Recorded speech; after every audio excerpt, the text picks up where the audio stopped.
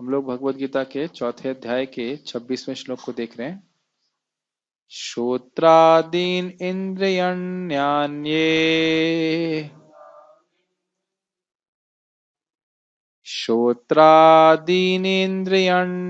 इंद्रियाण्यान्ये संयमग्नाशु जुह्वति संयमाग्निषु जुह्वति शब्दादीन विषयान्यन्य इंद्रियाग्निषु जुह्वति। श्रोत्रादि इंद्रियाण्यन्ये, अन्य लोग, अन्य प्रकार के कर्मयोगी श्रोत्र आदि के विषयों को, इंद्रियों को संयम की अग्नि में आहुति दे देते हैं। अर्थात अपनी इंद्रियों को रस, रूप, शब्द इत्यादि जो 5 इंद्रियों के विषय हैं उनसे दूर रखते हैं। ये नैष्ठिक ब्रह्मचारियों के लिए है। शब्दादीन विषयान अन्य, जो अन्य और इसके अलावा अन्य लोग जो हैं, जो संयमित गृहस्थ हैं, वे इंद्रियों की अग्नि में इन विषयों को अर्पित करते हैं। अर्थात इंद्रियों के विषयों को भोगते तो हैं लेकिन संयम से भोगते हैं, भोगों में लिप्त नहीं होते। ये बात यहां बोली जा रही है। इसके द्वारा भगवान को प्रसन्न करने का प्रयास करते हैं। इनमें से कुछ विशुद्ध ब्रह्मचारी श्रवण आदि क्रियाओं तथा इंद्रियों को मन की नियंत्रण रूपी अग्नि में स्वाहा कर देते हैं, तो दूसरे लोग यानी नियमित गृहस्थ इंद्रिय विषयों को इंद्रियों की अग्नि में स्वाहा कर देते हैं। इसका अर्थ क्या है देखते हैं। गीता भूषण टीका। नैष्ठिक ब्रह्मचारी आदि, नैष्ठिक ब्रह्मचारी आदि मतलब नैष्ठिक ब्रह्मचारी जैसे लोग कर्ण, नैष्ठिक मतलब समझते हैं जो जीवन भर ब्रह्मचर्य का पालन करते हैं। कर्ण इत्यादि इंद्रियों को, कर्ण इत्यादि इंद्रिय का अर्थ क्या हुआ? सभी ज्ञान इंद्रिय, कान, आंख, नाक, त्वचा, जीव नहीं रसना, कि जीव ठीक है, जीव कह सकते हैं, नहीं तो वैसे वाचा और जीव कह देते। वाचा जो है वाक शक्ति वह कर्म शक्ति है, और रस जो चखने की शक्ति है वह ज्ञान इंद्रिय। तो 2 तरह से कार्य करती है जीव। इसको इंद्रिय संयम रूपी अग्नि में आहूत कर देते हैं ताकि प्रत्येक इंद्रिय का संयम हो सके। तो ब्रह्मचर्य में, आश्रम में तो इंद्रिय संयम स्वाभाविक सी बात है, इसमें कोई डाउट नहीं है। कोई डाउट है? नहीं, स्पेशली ब्रह्मचारी के जीवन की। ब्रह्मचारी जीवन में सबसे इंपॉर्टेंट ट्रेनिंग जो है वह इंद्रिय संयम की है। तब वह व्यक्ति गृहस्थ आश्रम में अगर जाता भी है तो भी उसकी इंद्रियां संयमित रहती। जो गृहस्थ आश्रम के नियम है उसके लिए कोई कठिनाई नहीं होते। जिस व्यक्ति ने कभी ट्रेनिंग नहीं प्राप्त करी है इंद्रिय संयम की, तो उसको जो नियम बताए जाएंगे गृहस्थ जीवन के, तो उसको लगेगा ये तो टॉर्चर है, इसमें मैं सुखी कैसे रहूंगा। मैं इसको खोल के नहीं बोलना चाहता हूँ, ठीक है, समझ गए होंगे आप। इंद्रियों को निरुद्ध कर लेने के कारण वह संयम प्रधान के रूप में प्रतिष्ठित होते हैं। ये बहुत इंटरेस्टिंग है। ऐसा नहीं है कि वे इंद्रियों को थोड़ा थोड़ा भोग में लगने देते हैं, इंद्रियों को बिल्कुल निरुद्ध कर लेते हैं। जैसे नहीं कि थोड़ा स्त्री संग चलेगा रेगुलेटेड फॉर्म में, नहीं, जीरो। ब्रह्मचर्य आश्रम मतलब जीरो स्त्री संग। जैसे गृहस्थ में थोड़ा लाइसेंस है, इस तरह से नहीं। निरुद्ध मतलब बिल्कुल ही रोक दिया है इंद्रिय से। इस प्रकार से ये नियम है शुद्ध होने के लिए। तो संयम प्रधान मतलब इंद्रिय संयम। ये अच्छी बात है कि वैदिक सभ्यता में जिसकी इंद्रियां जितनी अधिक संयमित होती हैं उसको उतना अधिक सम्मान प्राप्त होता है, ठीक है ना? स्वाभाविक रूप से। वैसे भी इस जगत में भी जिसकी इंद्रियां संयमित होती हैं वे अन्यों से अधिक सम्माननीय हो जाता है, स्वाभाविक, स्वाभाविक रूप से। बाकी बाकी सारे लोग इंद्रियों के दास बने हुए हैं। तो जो व्यक्ति इंद्रियों को अपना दास बनाया हुआ है, ये एक बहुत मुश्किल कार्य है। पूरे विश्व को अपना शिष्य बना सकता है अगर उन वेगों को सहन कर ले। आसान बात नहीं है। इस बात को 5वें स्कंद में कहा गया है। विदुर विगत करके एक श्लोक है कि भगवान का नाम उच्चारण करने वाला व्यक्ति तुरंत ही, चाहे वह चारों वर्णों के बाहर भी क्यों ना हो, तुरंत ही वह शुद्ध हो जाता है। तो एक भक्त जिसने इन षड उर्मियों को, काम क्रोध इत्यादि, उर्मी मतलब वेव्स, जो वेव्स ऊपर उठती रहती हैं, ऐसे काम क्रोध इत्यादि जो वेग हैं उनको जो सहन कर लिया, कंट्रोल कर लिया, ऐसा भक्त जो कि प्रेमवत महाराज हैं, भगवान के शरणागत है, भगवान की शरण लेकर के जिसने इन छह षड उर्मियों को जीत लिया, उसके लिए क्या संभव है, ऐसा करके बोलते हैं सुखदेव गोस्वामी। प्रियव्रत महाराज ने एक दूसरा सूर्य उत्पन्न कर दिया, तो कौन से आश्चर्य की बात है। इतना इतना कठिन है इन छह वेगों को संयमित करना। तो इसलिए संयम प्रदान होने के कारण वह प्रतिष्ठित होते हैं, श्रेष्ठ माने जाते हैं। अन्य जन यथा गृहस्थ आदि शब्द इत्यादि इंद्रिय विषयों को कर्ण आदि इंद्रिय रूपी अग्नि में आहूत कर देते हैं, अर्थात वह अनासक्त भाव से इंद्रिय विषयों का भोग करने का अभ्यास करते हैं। मतलब इंद्रिय विषय तो भोगते हैं, लेकिन संयमित रूप से। ऐसा नहीं कि अगर किसी वस्तु का लाइसेंस मिला, इसका मतलब ये नहीं कि उसको खुली छूट मिल गई उस प्रकार का कार्य करने का। इसका अर्थ यह है कि इंद्रिय विषयों को तो भोगते हैं, लेकिन अनासक्त भाव से। अर्थ बड़ा स्पष्ट रूप से बता रहे हैं। अपने कारण का मतलब है जो भी ज्ञानेंद्रिय हैं उनका भोग। देखिए, ब्रह्मचारी लोग बिल्कुल ही रिजेक्ट कर देते हैं। ब्रह्मचारी आश्रम मतलब कोई भी इंद्रिय तृप्ति नहीं। लेकिन गृहस्थ आश्रम में नियमित रूप से इंद्रिय तृप्ति, नियमित मतलब रेगुलर नहीं, नियमित मतलब संयमित नियम के से इंद्रिय तृप्ति अलाउड है। अब जैसे क्या खोल के बताएं, लेकिन भाई जैसे मतलब भाई पत्नी से बात कर रहा है तो कान बात करेगा ना। अब ऐसा तो नहीं गृहस्थ आश्रम में चला गया तो कहीं पत्नी से बात ही नहीं करेगा या बच्चों से बात नहीं करेगा। तो रूप रस गंध इत्यादि जो कुछ भी है उनका संयम से भोग करना या उपयोग करना, ऐसा कह सकते हैं। रेगुलेटेड हाउस होल्डर्स, बड़ा प्रभुपाद जी पहले श्लोक में जो आपका उपदेशामृत का है उसमें बड़ा स्पष्ट समझाते हैं। भक्ति सामित महाराज क्लास दे रहे थे इस पे, तो कह रहे थे कि उपस्थ का उपयोग, प्रभुपाद जी तात्पर्य में कहते हैं उपस्थ का उपयोग केवल कृष्ण भावना भावी संतान उत्पन्न के लिए होना चाहिए, ये गृहस्थों के लिए है। और ये इंस्ट्रक्शन ब्रह्मचारियों के लिए नहीं है। क्या समझते हैं? They should not be what is said bachelor daddies, Maharaj बता रहे थे इस बात। तो अपने इंद्रियों को संयमित करना यह बहुत आवश्यक है, ये बात यहाँ पे सिखाई जा रही है। तात्पर्य छोटा सा है, मैं स्वयं पढ़ लेता हूँ। मानव जीवन के चार आश्रमों के सदस्य ब्रह्मचारी, गृहस्थ, वानप्रस्थ तथा सन्यासी पूर्ण योगी बनने के निमित्त हैं। ये एक बड़ी इंटरेस्टिंग बात है, प्रभुपाद बड़ा सुंदर बता रहा है। देखिए, कोई कह सकता है, सोचेगा कि गृहस्थ जीवन तो भोग के लिए है, हम कहाँ मंगल आरती जाएंगे। बहुत बार आप लोग आर्गुमेंट करेंगे, अरे हम तो गृहस्थी में है, इतना जब थोड़ा करेंगे, इतना भक्ति थोड़ा करेंगे, ये थोड़ा करेंगे, वो थोड़ा करेंगे। लेकिन वस्तुतः सारे आश्रम पूर्ण योगी बनने के लिए है, भक्ति बनने के लिए, अच्छा भक्त बनने के लिए। किसी भी आश्रम का उद्देश्य भोग नहीं है। थोड़ा लाइसेंस दिया जाता है गृहस्थ आश्रम में ताकि व्यक्ति पाप कर्म ना करे, लेकिन इसका अर्थ यह भी नहीं है कि, और उसमें बहुत सारी बंदिशें होती हैं, बहुत सारे रेस्ट्रिक्शंस होते हैं। और साथ साथ पहले अपना खाने से पहले बाहर जाओ, बुलाओ, कोई भूखा है, कोई भूखा है, कोई भूखा है, इस प्रकार से बहुत सेल्फलेसनेस की भावना कल्टीवेट की जाती है। तो हर आश्रम का उद्देश्य यही है कि व्यक्ति भगवान की भक्ति करे।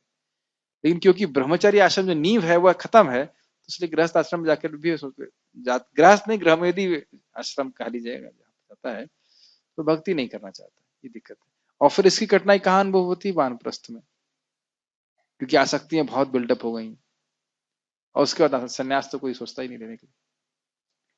मानव जीवन पशुओं की भांति इंद्रिय तृप्ति के लिए नहीं बना है। अतएव मानव जीवन के चारों आश्रम इस प्रकार व्यवस्थित हैं कि मनुष्य आध्यात्मिक जीवन में पूर्णता प्राप्त कर सके। मानव जीवन पशुओं की भांति इंद्रिय तृप्ति के लिए नहीं बना है। इसको कुछ टीका करिए इसके ऊपर, कुछ सुनाई नहीं पड़ा। श्लोक भगवान ऋषभ देव बोलते हैं, नायम देह। ये तो बोलते हैं कि भाई ये तो ठीक है, आप बता रहे हैं कि वह ये शरीर भोग के लिए नहीं बना है, तो ये तो बात, ये तो इस पर तो टीका करनी है कि क्यों भोग के लिए बना है।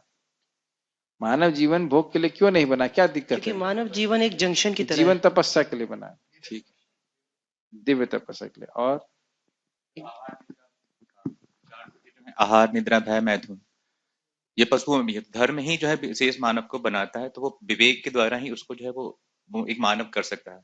बाकी हम्म। योनियां जो है भोग योनियां हैं। तो मानव ही जो है वो तपस्या कर सकता है, और अब इस जीवन में ही जो है अपने जन्म, cycling of life and death को वो छोड़ सकता है। ठीक। तो ये सही है। इसलिए जब अगर इस बात को व्यक्ति समझ जाएगा तो जो भी आश्रम के नियम हैं उसको पालन करने में कोई हिचकिचाहट नहीं होगी। कोई आर्मी में भर्ती कहे ले और कहे मुझे ये 10 किलोमीटर दौड़ाते क्यों है, तो कोई उसका मतलब है। आप कोई ब्रह्मचारी आश्रम ज्वाइन करे और कहे मुझे मंगल आरती उठने के लिए क्यों बोलते हैं, जप के लिए क्यों बोलते हैं, या फिर कहें कि भाई भागवत क्लास में क्यों जाना है, तो फिर आए क्यों आश्रम में, ये सोचना चाहिए। रोटी तो मिलती है 9 बजे, वो ठीक है।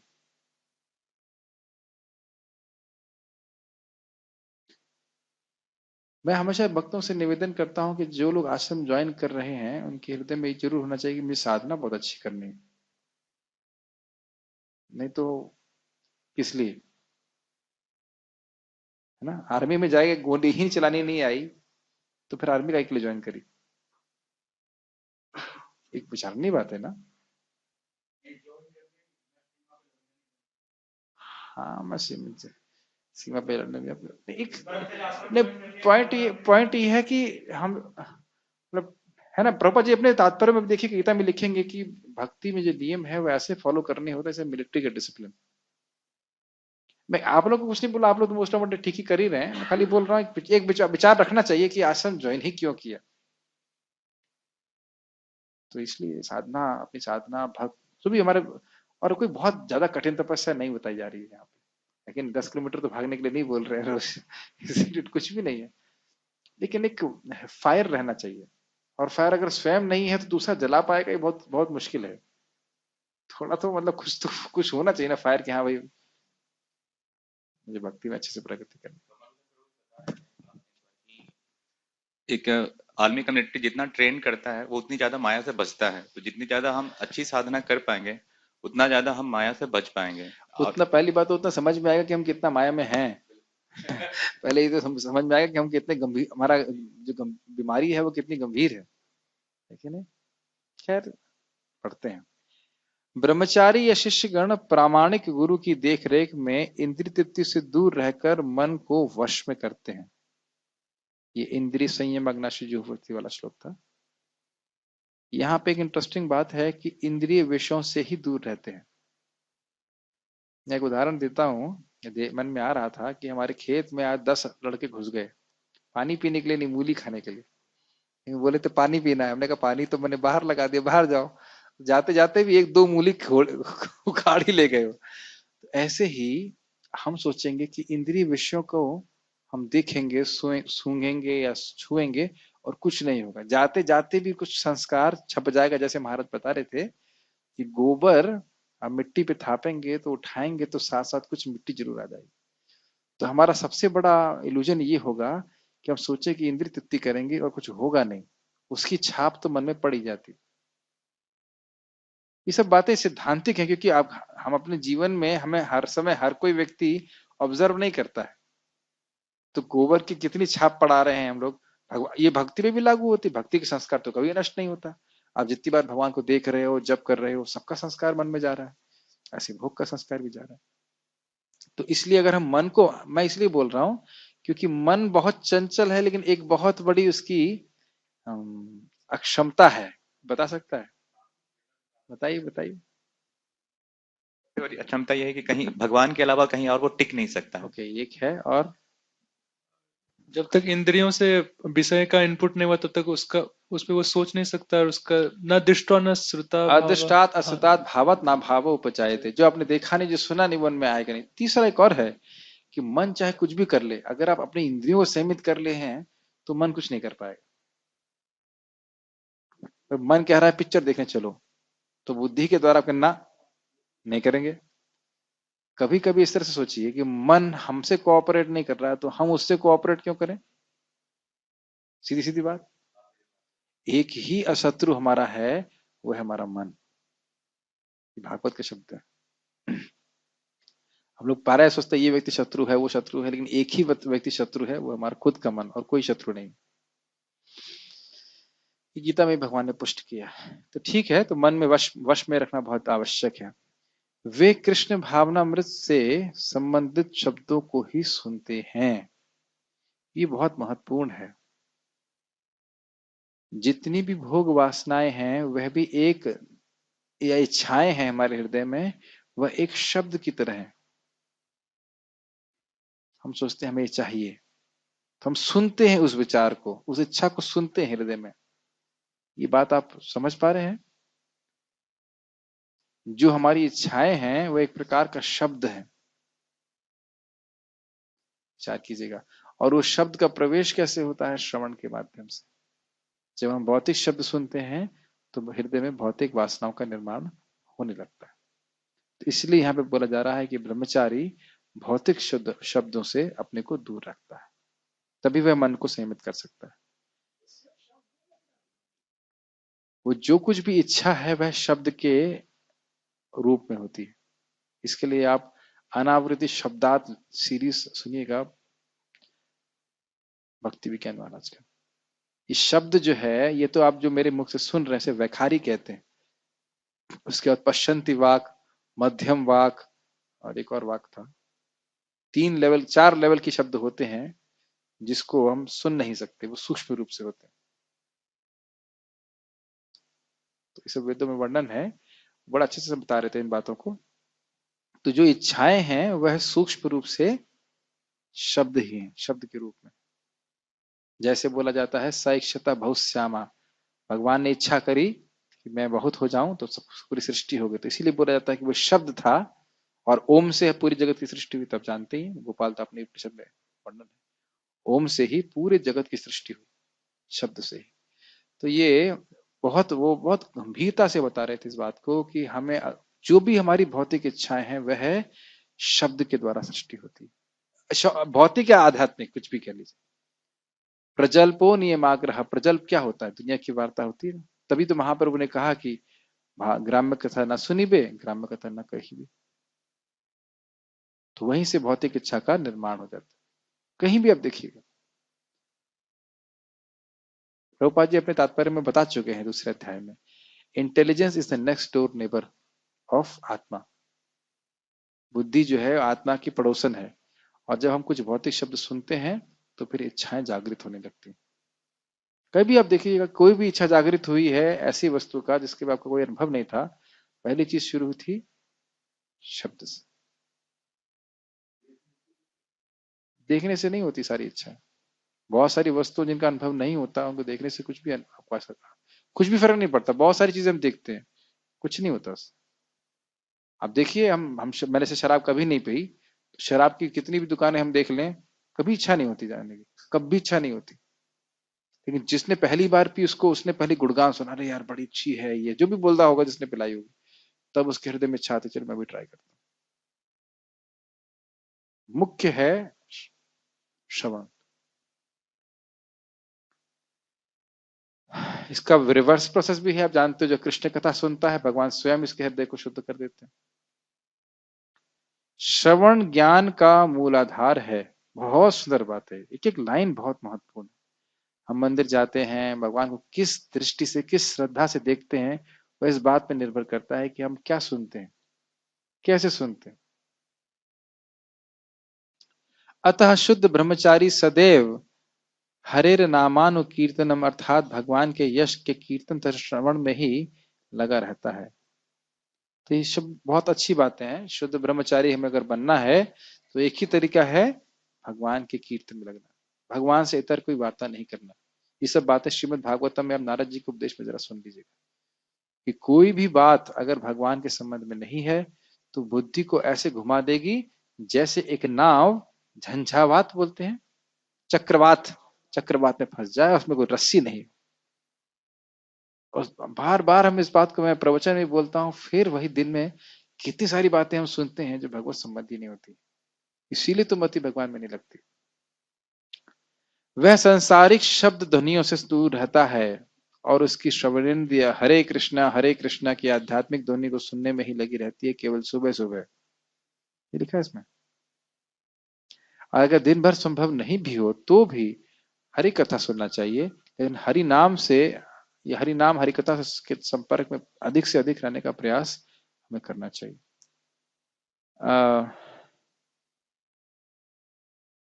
सांसारिक शब्द ध्वनि से दूर। हाँ, महाप्रभु एक बहुत सुंदर बात कहते हैं, अगर आपकी मुझसे थोड़ी सी भी प्रीति है तो कृष्ण के अलावा कुछ बात नहीं कीजिए। ऐसे विचार कर रहा था, कितना कठिन उपदेश। एक एक लाइन विचारणी है, चैतन्य भागवत की एक लाइन ही कितनी भारी पड़ जाती है। ऐसे बहुत सिंपल सा ग्रंथ लगता है, लेकिन कितनी भारी है। अगर मेरे से जरा सी भी प्रीति है तो कृष्ण के अलावा कुछ मत बोलिए। अब कितनी प्रीति है ये हम इवेलुएट कर सकते। इसी प्रकार से गृहस्थ भी, जिन्हें इंद्रिय तृप्ति की सीमित छूट है, बड़े ही संयम से इन कार्यों को पूरा करते हैं।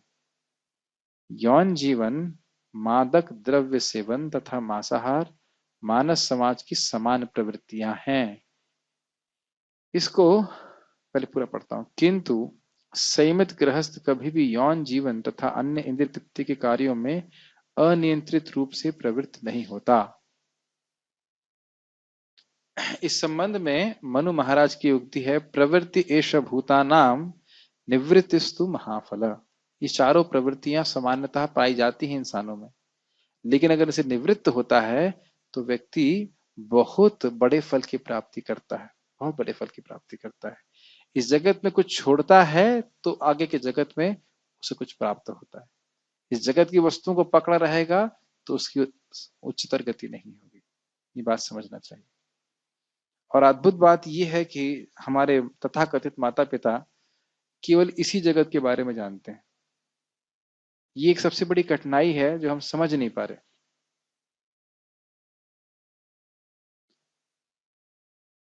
बहुत गंभीर बात है। Where are we going from here? Sachchidanand Maharaj प्रवचन में बता रहे थे कि अब हम यहां से कहां जा रहे हैं। एक अच्छा रिफ्लेक्शन सुबह मेरे मन में आया था कि हम सब लोग एक यात्रा में हैं। हम सब लोग, बहुत गंभीर बात है, हम कोई किसी के जीवन के नियंत्रक या नियामक नहीं है। हम सब लोग एक यात्रा में हैं और वो यात्रा अंत तो भगवान के चरणों में ही होगी। अब उस पे कौन व्यक्ति किस गति से जाना चाहता है, कोई इस मेन रोड को छोड़ करके साइड से जाना चाहता है। साइड का मतलब थोड़ा सा जिसे डिटूर कहा जाता है, मतलब थोड़ा इधर भी जाके देखूंगा पलवल में क्या है, हुडल में क्या है, ऐसा, फिर लौट करके फिर वृंदावन आऊंगा, ऐसे करके। तो मुझे हमेशा हंसी पसंद नहीं प्रभु। कभी कोई गंभीर बात होती, क्या बताया, मेरे माइक दीजिए इनको, क्या समझा रहा हूं मैं। ये बात थोड़ा अनोइंग लगती है, समझे? इसमें हंसने वाला क्या बात। कोई चीज गंभीर है तो विचार करना चाहिए ना कि क्या बात हम कर रहे हैं। बहुत गंभीर बात है कि हम लोगों के नियंत्रक या नियामक नहीं है। जिन लोगों को हम प्रचार भी कर रहे हैं उनकी स्वेच्छा अल्टीमेटली उनके पास है, कितना कृष्ण को शरणागत होना चाहते हैं उनके ऊपर। बहुत गंभीर बात है। हम सब लोग यात्रा में। अच्छा, ये बात तो स्वयं हिरण्यकशिपु जी कहते हैं। वो कहते हैं जैसे होटल में सब लोग साथ में आके खाने के लिए बैठते हैं फिर चले जाते हैं, उसी प्रकार से लोग मिल रहे हैं। और मैं अपने जीवन में कई बार इसको देखता हूँ कि कैसे मेरे जीवन में लोग आ रहे हैं, कभी कभी उनको शत्रु मानने लगते हैं। शत्रु नहीं है वो, कोई शत्रु नहीं है इस प्रकार से, लेकिन भक्त जरूर मित्र हैं, क्योंकि वह हमें कृष्ण की ओर जाने में सहायता करते हैं। कोई शत्रु तो नहीं है वस्तुतः। हम इस जगत में कुछ भी नहीं लेके आए थे, हमसे कोई छीन के क्या लेके जाएगा। व्यवहारिक रूप से हमें कुछ करना जरूर पड़ता है, लेकिन लोगों को शत्रु नहीं मानते रहना चाहिए। नहीं हो। इसी उद्देश्य से प्रत्येक समाज में धर्म विवाह का प्रचलन है। क्यों है? अन्यथा लोग अनियमित भोग में लगेंगे और पाप कर्म करके व्यक्ति नीचे गिरेगा। यह है संयमित अनासक्त यौन जीवन भी एक प्रकार का यज्ञ है, क्योंकि संयमित गृहस्थ उच्चतर दिव्य जीवन के लिए अपनी इंद्रिय तृप्ति की प्रवृत्ति की आहुति कर देता है। तो क्या अंतर देखा? ब्रह्मचारी इंद्रिय तृप्ति से बिल्कुल दूर रहते हैं और गृहस्थ केवल इंद्रिय तृप्ति का प्रयोग संतान उत्पत्ति के लिए करते हैं, और वह भी कृष्ण भावना भाविती। बहुत मुश्किल है, अगर ऐसा भी कोई कर रहा है तो बहुत मुश्किल है, लेकिन जो लोग कर सकते हैं वे बहुत अच्छे डिवोटी। कमल लोचन प्रभु बड़ा अच्छा बोलते, कहते हैं अगर आप अच्छे ब्रह्मचारी नहीं हैं तो आप अच्छे गृहस्थ नहीं हो सकते, इसलिए शादी मत कीजिए, ब्रह्मचारी रहिए। जो बहुत अच्छा ब्रह्मचारी है उसको गृहस्थ होना चाहिए, जो अच्छा ब्रह्मचारी नहीं है तो उसको गृहस्थ नहीं होना चाहिए, क्योंकि क्योंकि उसका लेकिन उनके कहने का अर्थ ये है कि जो अच्छा ब्रह्मचारी नहीं है, उसकी इंद्रिय संयमित करने की शक्ति नहीं है, तो वो और गिर जाएगा, तो उससे बेहतर है कि वह ब्रह्मचारी रहे, जैसे भी स्ट्रगल करे, कुछ भी करे। ये तो विनोद की बात है, लेकिन इस प्रकार से बोले। ठीक है, रुकते हैं। श्रीमद् भगवत गीता की इच्छा।